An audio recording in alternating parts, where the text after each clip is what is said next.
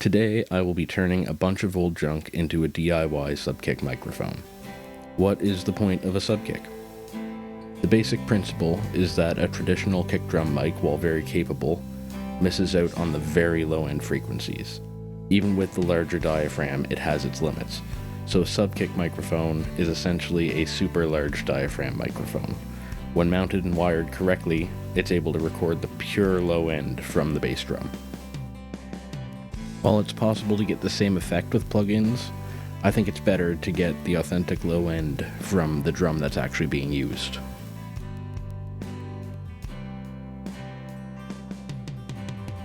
So I'll start with an old home theater in a box subwoofer. I've had this sitting on a shelf for close to a decade, so it's nice to finally get it used for something. I think it was actually in the backseat of my first car as the sound system. And yeah, it sounded just as underwhelming as you would expect.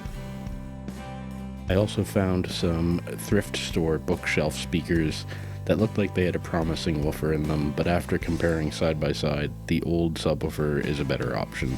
The larger magnet and stronger coil will produce a stronger signal. I made sure to leave myself some wire on the speaker to save myself from doing some soldering later, and now that I've removed the speaker, I just need to mount it to something.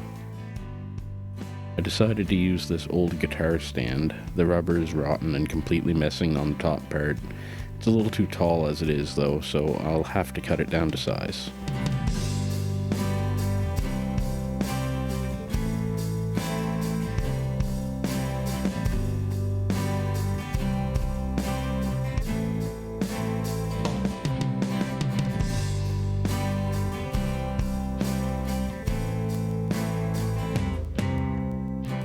Now that it's the right size, I'll tape the neck support in place so it doesn't sag under the weight of the speaker.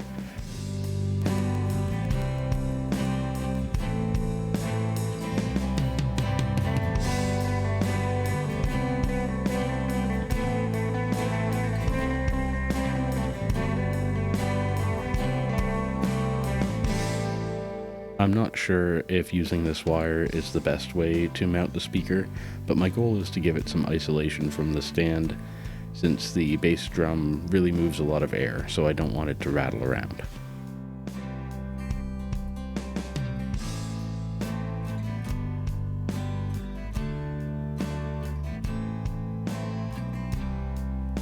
I also cut the bottom support for the stand down so I can put the whole thing closer to the drum. I guess this is the point of no return. It's not a guitar stand anymore.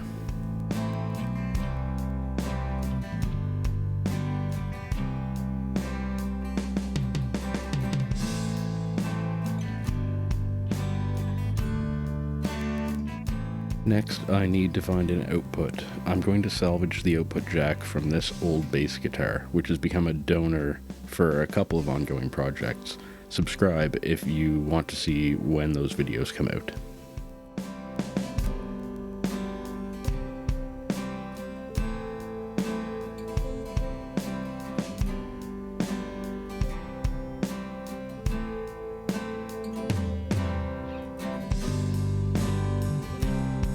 I found this plywood disc in my small stock drawer that just happens to perfectly fit the top of the stand. I'll drill some holes to mount it with zip ties, and one larger, mostly centered hole for the output jack itself.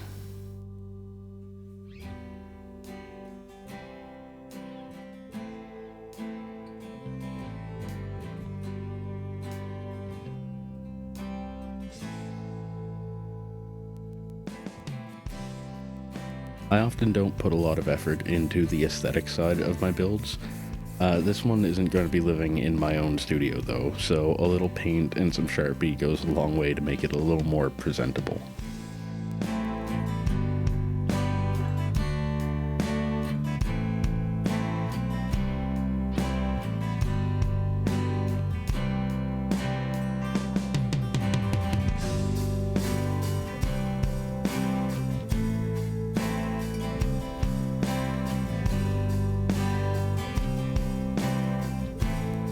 Now I just have to solder the connector on and mount it to the plate. I decided to use a simple output jack instead of a balanced output. There's a couple reasons. The way I would need to wire it wouldn't actually give me the benefits of a balanced signal when using a balanced quarter-inch output. An XLR would have been better, but I don't have one handy. It's Saturday night and Long & McQuaid is closed, so I'm dealing with what I have. It really shouldn't make too much of a difference anyway, since the longest cable run we'll be using is about 10 feet, or even less is possible if interference becomes an issue.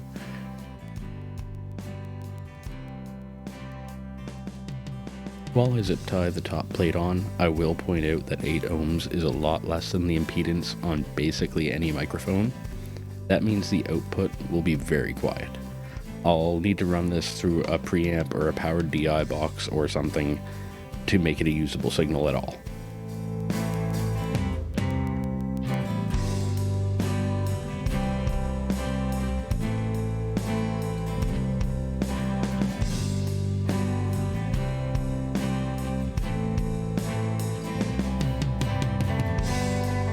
And since the wires didn't hold it very steady, and with the amount of wind the bass drum pushes around, I wrapped a piece of bamboo in some fabric to create a backing pad, and that should give it a little bit of isolation while holding it nice and sturdy.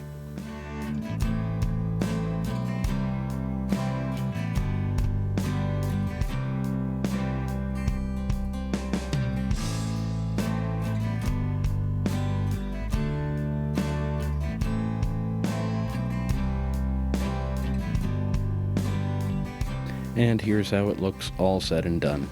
Just in time. It's time to head to the jam space to work on the record with my band. I'm going to be running it through a Behringer BDI 21 pedal as a preamp, and then into the PreSonus board, and then into Reaper for the recording. As you can see from the waveform, the normal kick drum mic has these sharp peaks, but the track for the SubKick has a longer, more steady waveform. It almost looks compressed, but that's just the character of the mic. Now let's hear how it sounds in action. You may need headphones or a decent speaker to really hear the low end difference.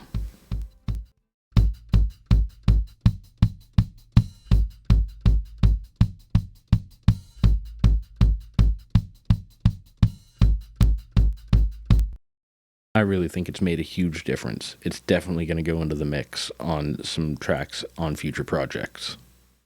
I would say not bad for a bunch of old junk from the basement and a couple hours on a Saturday night. Thanks for watching, and come back for more projects.